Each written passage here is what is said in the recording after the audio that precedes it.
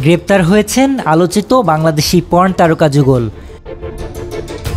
সোমবার বান্দরবন থেকে পুলিশের অপরাধ তদন্ত বিভাগ সিআইডি তাদের আটক করেন। অভিযোগ ছিল বাংলাদেশ থেকে পরিচালিত একটি আন্তর্জাতিক পর্নোগ্রাফি ওয়েবসাইটের সঙ্গে যুক্ত থেকে তারা বিভিন্ন অশ্লীল কন্টেন্ট তৈরি ও প্রচার করতেন।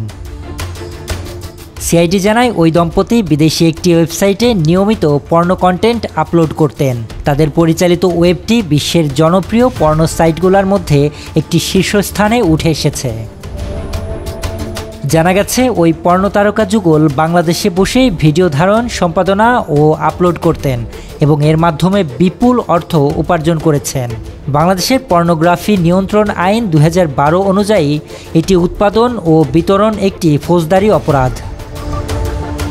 এই যুগল শুধু নিজেরাই অপরাধ করছে না, বরং অন্যদেরকেও একই পথে যুক্ত হতে উৎসাহিত করছেন, যার মাধ্যমে বাংলাদেশে বসে পর্নো ভিডিও বানানো এবং প্রচারের একটি নেটওয়ার্ক গড়ে উঠছে। নিউজ ডেস্ক, বাংলাদেশের খবর।